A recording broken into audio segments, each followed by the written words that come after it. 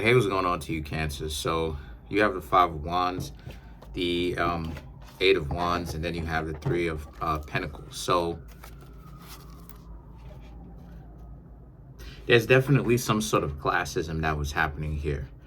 Someone that thought themselves as being too good for you. The Three of Pentacles, because of the people that they hang out with, and and they hung out with. They thought that and you hang out with, of course, they thought that you were or were, past tense, beneath them, right? And you know how a lot of people have that classism going on. People got that bad.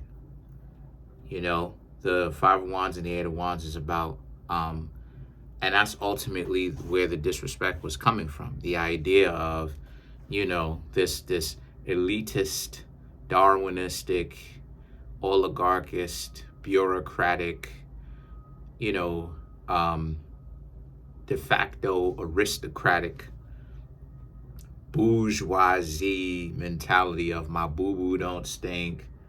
I'm too good for an individual. And it's like, you don't know who the person is, right? They don't know who you are. And you were stepping to them, and some of them thought of themselves as being a little bit too good for you. That's why it is that, you and them didn't necessarily seem to actually be able to get along. It's because the things that they hold important and the things that you hold important, a lot of you Cancer crabs may have held, family members as important. These are important elements to your life, while they hold status, right? Status based upon finances, celebrity as what's very important. And obviously those are things that are very shallow. So the Five of Cups and the Queen of Cups is about you Cancers, now that you're not hanging out with them anymore, and you've simply gone on about, your crabby way, right? Now they're interested in coming back because you have the Six of Cups. Now I'm actually getting ahead of myself, obviously. I skipped over 4 cards, but just to get to the point. And the thing is that the Five of Cups and the Queen of Cups, yet again, is their regret about this, because some of these people that you stopped talking to and you've essentially left alone, they're going to end up by themselves because of the games that they spend so much time playing, right? And it's not even necessarily a game. What it is that they really do have this, de facto aristocratic, because it's not even real, but it's a de facto, I'm better than you, look at us, we got to be a power couple, Jay-Z and Beyonce type of image, right? And those two people match for each other because they match for each other. You understand what I'm saying? They don't really need each other's money, nor do they need to actually like, how do I say, like leech off of each other, right? They both have their own names, their own celebrities, their own celebrity about themselves. So the thing is that the King of Pentacles and the Four of Wands is about just that, So now you Cancer crabs have been vindicated, because now it's like, because the Six of Cups, they're going to come back and let you know that they would like you back, right? If they haven't already. And the King of Cups represents represents Capricorn and Taurus, right? As a minor arcana. So that's your opposite in Capricorn, right? I'm talking about you Cancer. So this is what I'm talking about. The idea of, instead of yelling at them or being upset, a lot of you Cancer crabs are just going to very much so stay quiet and really not say a whole lot. And even if you Cancer crabs do talk to them, it's not going to be yelling or upset or angry. It's not going to be about any of that. It's just going to be about you Cancer crabs just having a conversation with them. But the Four of Wands, right? A civil, respectful, and respectable conversation, but you're not necessarily going to take them back. And the Nine of Wands and the Nine of Cups is about how, this person is going to let you know. It may be straight up, it may not be straight up, but this person is going to let you know that they definitely want you to come back, you know. Um,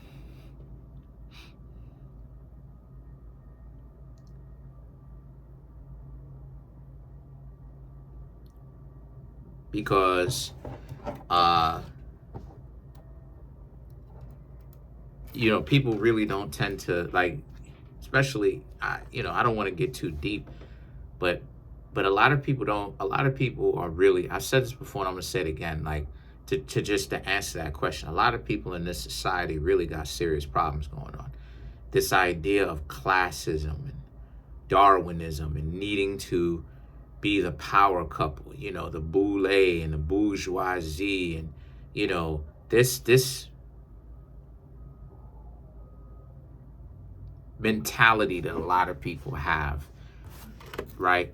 The need to this fascination with celebrity and all the amenities or what comes with celebrity, and feeling better than people based upon strictly how much money someone has and what it is that they can afford and the position and the leverage that they have. That's one of the things that's really ruining relationships, because a person could be a bum out on their butt. I ain't gonna even say a bum, I'll say a vagrant to be more respectful. A person could be a vagrant out on their butt and actually have way more class than a person with all these millions, billions, trillions of dollars, factually. We've even seen movies about this where it's like, how many times have we seen movies about a lowly individual that's down and out and it doesn't have a standing in the world, and everybody, and so I ain't gonna say everybody, but so many people, or it could be everybody, that walks over them, doesn't pay them any attention, right? Everybody is so stuck up. And then they decide to actually take matters into their own hands, right? Or a group of people from the very beginning believed in them, and then they raised themselves up to be something. We saw that in the movie. If any of you cancers saw that, you can see that in a movie called A Knight's Tale with Heath Ledger. A bum, a vagrant, a quote-unquote peasant or whatever. The idea of a peasant changing their stars, changing their destiny by taking it into their own hands. And the point that I'm trying to make here is, because I am talking about the same thing of what this reading is talking about. I'm using the movies as an example to portray the idea that a lot of people who have this type of mentality, they really got a serious problem. And this is why they need to be by themselves, because they're weird. Because this ideology of, like, people really bought into that ideology of, unless you have money, you don't really deserve to be treated like a decent living being. And that's total cap. Of course you do. No matter how much money you have versus how much money you don't have, everybody deserves, without exception, deserves to have some level of respect. No matter high or low, where it is that you come from. And to see how a lot of people get caught up with that, Cancer Crabs, it's sad, because those are the people who are honestly not qualified to have as much as it is that they have. They're just lucky. And certain things, okay, give them some more credit. Certain things they did have to work for, but most of the things that they're getting what it is that they deserve, which is you not being around, for their overconfidence and their downright cruelty. Because, you know, that's one of the things that honestly I personally really don't like. I really got a problem with this idea that you look at somebody and you look at somebody and you give somebody extra quote unquote shallow level of respect based upon their job occupation and how much they make and the celebrity of it. No, I'm going to treat everybody with respect. Do I treat people with higher levels of respect than others? Yeah, depending on what they are to me, depending on if they're my family members or close friends or maybe even my romantic interests. Of course, I'm going to treat my romantic interest at a higher level of respect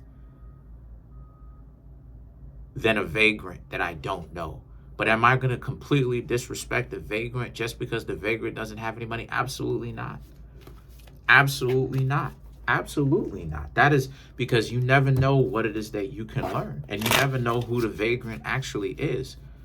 So let's clarify. So now, and the reason why I went on all of that is to say that look at the disposition, the idea that this person was talking all this gobbledygook. You wasn't good enough. You ain't got enough money. You ain't on that. You can tell that it bothers me. Like, you ain't got that class about you. You ain't worth this. You ain't worth that. But look at them, Mr. or Mrs. Big Stuff, now trying to come back together, try to say what's up with you. Why are you over here, Big Stuff? Go on, player. Go ahead, player. Go ahead, Big Stuff. So to clarify the Six of Cups, we have the Seven of Wands, the Five of Wands, the High Priestess, and then you have the Queen of Wands. Right.